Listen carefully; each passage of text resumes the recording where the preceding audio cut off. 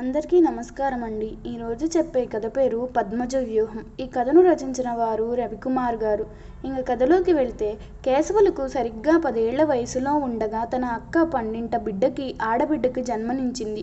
ఆమెకు పద్మజ అని నామకరణం చేశారు. కేశవులకి పద్మజ అంటే చాలా ఇష్టం. తాను బుడిబుడి అడుగులు వేసే సమయాన తన కాళ్లకు ఎక్కడ ఇసుక అంటుకుంటుందో అని మేనమామ కేశవులు ఎప్పుడూ తన పాదాలపై పద్మజని నిలబెట్టి, తాను వెనక్కి నడుస్తూ తాను ముందుకు వెళ్లే విధంగా చేస్తూ అలా నడక నేర్పించాడు. అతనిని ఎప్పుడూ ఆడిస్తూ నవ్విస్తూ ఉండేవాడు. ఒక్కొక్కసారి పాఠశాలకు కూడా ఎగ్గొట్టి తన మేనకోడల్ని ఆడిపిస్తూ ఉండేవాడు. ఇప్పుడు కేశవులకి 28 ఏళ్లు. నీకోసమే అది పుట్టిందిరా అని ఎవరన్నా అంటే అతను తప్పు అనేవాడు. పద్మజ వద్ద కూడా ఎవరన్నా మీ మామయ్యనే కదా చేసుకుంటావని అంటే అదేం ఆలోచన, మా మామయ్య నా తండ్రి లాంటివారు అని నోరు మూయించేది. ఇద్దరికీ ఒకరి పట్ల ఒకరికి అమితమైన ప్రేమ ఉన్నా అది భార్యాభర్తల మధ్య ఉన్న రకం కాదని, తల్లి కూతుళ్ల నడుమ ఉన్న ప్రేమ వంటిదని సున్నితంగా చెప్పేవారు. కేశవులు తండ్రి కొన్ని సంవత్సరాల క్రితం అనారోగ్యం వల్ల హఠాత్తుగా మరణించారు. కేశవులు ఇంట్లో కేశవులు మరియు అతని తల్లి మాత్రమే ఉంటారు.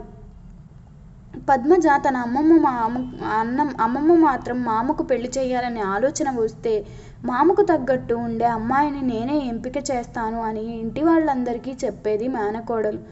ఎవరిని చూపితే వారినే అని తన భార్యగా చేసుకుంటానని కేశవులు చెప్పేవాడు. పద్మజ చాలామంది స్నేహితురాళ్ళు ఉన్నారు. వారిలో సుజాత చాలా మంచి అమ్మాయి. కేశవులు అంటే చాలా ఇష్టం. తనకి పద్మజ మిగిలిన స్నేహితురాళ్ళు కేశవులకు పద్మజ జోడి బాగుంటుంది అనేవారు. కానీ సుజాత మాత్రం వారి మధ్య ఉన్న ఆ బంధాన్ని అలా అనేది కాదు. అందుకే సుజాత అంటే పద్మజకు స్నేహితురాలిగా చాలా ఇష్టం.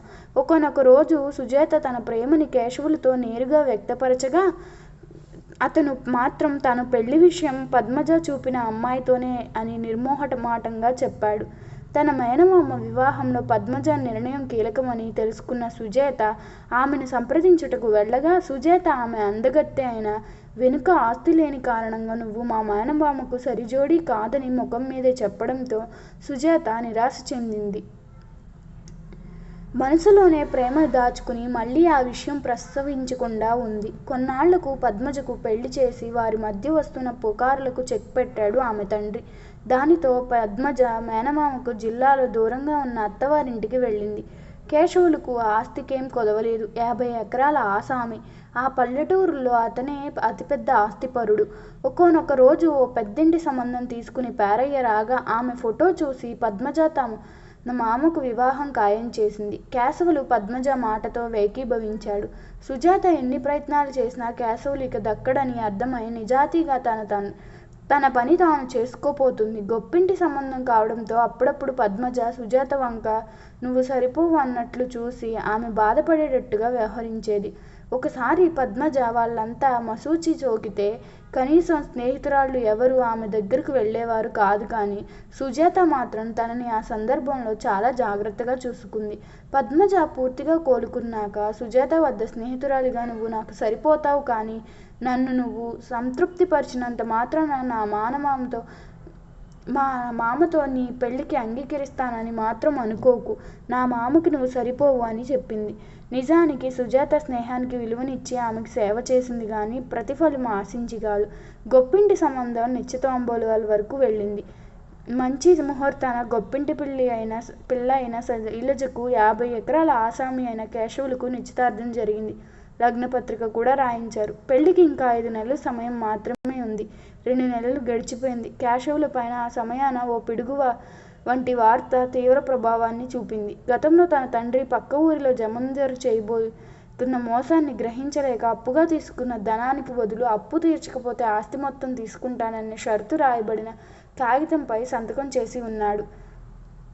ఆ విషయం ఇంట్లో చెప్పడానికన్నా ముందే హఠాత్తుగా మరణించి ఉండడంతో గడువు తీరాక వచ్చి అతన్ని ఆపడానికి ఎంతోమంది పెద్దలను సంప్రదించినా పోలీస్ స్టేషన్కు వెళ్ళి ఫలితం లేకపోయింది కేశవులకి. దానితో చేసేదేమీ లేక చివరికి ఆస్తిని ఆ జమీందారికి అప్పగించాల్సి వచ్చింది. ఈ విషయం తెలుసుకున్న శైలజ తండ్రి వెంటనే కేశవులకి ఇంటి పెద్దలతో చేరి వివాహాన్ని రద్దు చేస్తున్నట్లు తెలపడంతో కేశవులకి దెబ్బ మీద దెబ్బ పడింది. ఇల్లు, 1 ఎకరం పొలం, కొత్త ధనం మాత్రమే ఇప్పుడు కేశవుల దగ్గర ఉన్నాయి. ఆ ఎకరం కూడా తాను వృద్ధిలోకి వచ్చాక కొత్తగా కొనుక్కున్నది. కేశవులు తన తెలివితేటలతో ఎంతో కష్టపడి 4 ఏళ్లలో తాను కోల్పోయిన ఆస్తిని తిరిగి సంపాదించుకుని ఆ ఊరిలో గొప్పగా పేరు పొందాడు. ఈసారి ఇంతకు ముందు వచ్చిన గొప్పింటి సంబంధమే పద్మజ వద్దకు తన మామను ఒప్పించమని బ్రతిమలాడుకుంటూ వచ్చింది. కాకపోతే పిల్ల మాత్రం శైలజ చెల్లి. కేశవులకు మొదటిసారి తన మేనకోడలిపై కోపం వచ్చినా తనకు ఇచ్చిన మాట వలన పద్మజ మాటని అయిష్టంగానే కాదనలేకపోయాడు. దానితో నిశ్చితాంబూలాల వేడుకలకు వారం రోజుల ముందే తాను మామ ఇంటికి చేరుకుంది. కేశవులు ఆ ఆస్తి విషయం ఉన్నప్పుడు ధనంతో సంబంధం లేకుండా తనని ఇష్టపడిన సుజాతను కాదని, అప్పట్లో ఆస్తి చూసి పిల్లనిద్దామని వచ్చిన వారి ఇంటి పిల్లనే సంబంధం కలుపుకుంటే సుజాత సానుభూతిపరులుగా కోపం వచ్చింది.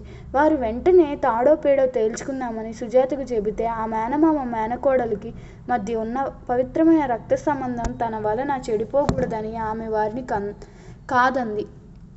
తన తల్లిదండ్రులు చాలాసార్లు సుజాతని కోపడినా ఆమె కేశవులతోనే తనకు పెళ్లి కాకపోయినా పర్లేదు కానీ తన వలన కేశవుల బంధుత్వాలు తెగిపోకూడదని త్యాగానికి సిద్ధపడింది. ఇటు కేశవులు సుజాత తన మనసులో ఉన్న ప్రేమ చెప్పినప్పటి నుంచే ఆమెను ఇష్టపడి ఉన్నాడు కానీ మేనకోడలు ఇచ్చిన మాట దాటడం ఇష్టం లేక ఆ సందర్భాన మౌనం వహించక తప్పలేదు.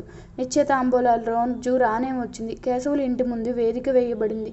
పెద్ద సౌండింగ్ కూడా పెట్టబడింది. ఇరు పక్షాల పెద్దలు అక్కడికి చేరుకున్నాక వేడుక అట్టహాసంగా మొదలైంది. నిశ్చితార్థ పత్రం పంతులు చదవడం మొదలుపెట్టాక సుజాత సానుభూతి పరులు కొందరు అక్కడికి వచ్చి గొడవ చేశారు. దాంతో ఆ గొప్పింటి యజమాని తన మంది మార్బలంతో వారిని దూరంతంగా తరిమేశాడు. ఈ విషయం విన్న గ్రామస్తులు కొందరు కర్రలు పట్టుకుంటూ వేదిక వద్దకు వస్తుంటే అది గమనించిన పద్మజ పంతులు గారిని కొంచెం సేపు ఆపండి, తర్వాత మొదలు పెడదామని చెప్పి అతని దగ్గర ఉన్న మైక్ తీసుకుని గ్రామస్తులను ఉద్దేశించి మరి కొద్దిసేపట్లో మా మేనమామ నిశ్చితార్థం మన గ్రామవాస్తవ్యులైన పరువురావుని కుమార్తె సుజాతతోనే జరుగునుంది అని ప్రకటించడంతో అంతా అవాక్కయ్యారు. నేను ఇంది నిజమా అబద్ధమా అని ఇంట్లోని కూర్చుని మౌనంగానే దుఃఖిస్తున్న సుజాత అనుకుంది.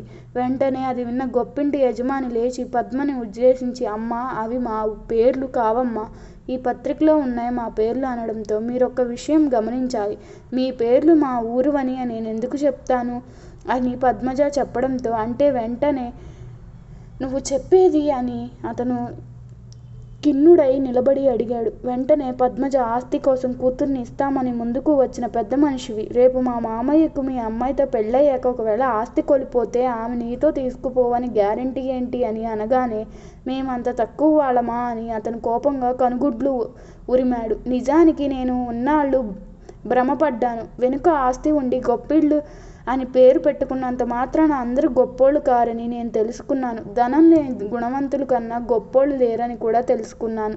నిశ్చితార్థం ముగిశాక ఆస్తి కోల్పోయాడన్న నేపంతో మా మామను అప్పుడు వద్దనున్నారు. ఇప్పుడు అదే ఆస్తి రావడంతో మళ్ళీ నన్ను బ్రతిమలాడారు.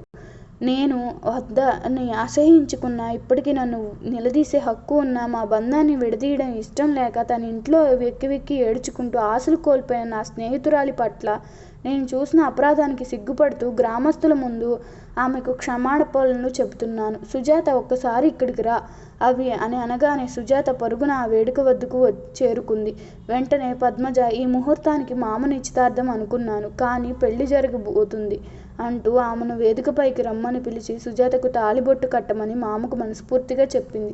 అది చూస్తున్న గొప్పింటి యజమాని మేము చేతులకు గాజులేం తొడుక్కోలేదు అంటూ కోపంగా టెంకాయను పద్మజపైకి విసరగా ఆ దెబ్బకు అడ్డుపడిన సుజాతకు తగిలింది. వెంటనే తల నుంచి రక్తం బయటకు రాగా కంగారున పద్మజ తన పట్టు చీర చెంగు చించి అట్టుకట్టింది. వెంటనే కోపంగా గ్రామస్తులు ఉద్దేశించి మీరు నేను మాట్లాడకముందు ఎంతో ఆవేశంతో వచ్చారు, ఇక ఈ పత్రం ప్రతాపం చూపించండి అని చెప్పడంతో ఆ గొప్పింటి యజమాని యొక్క మందపై గ్రామస్తులు పడ్డారు. అందరినీ చితకబాది వారు వచ్చిన ట్రాక్టర్లో వారిని పడేసి వెనక్కి పొమ్మన్నారు.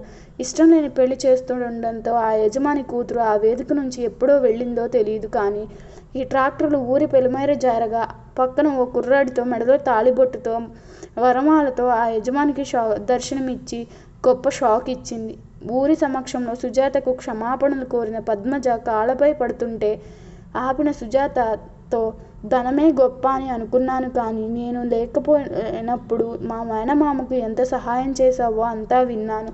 నీ గురించి తెలిసినా నీ పట్ల ఎంత తప్పుగా ప్రవర్తించానో తెలుసుకున్నాను. నన్ను క్షమించు సుజాత అంటూ వెంటనే, మావయ్య, నేను నీ మేనకోడల్ని, ఆజ్ఞాపిస్తున్నాను, అత్తయ్య మెడలో తాళికట్టు అనగానే ఆజ్ఞ వివరాణి అంటూ కేశవులు సుజాత మెడలో తాళి కట్టగా ఊరంతా సందడితో నెలకొంది.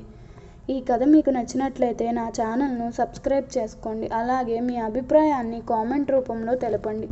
ధన్యవాదములు.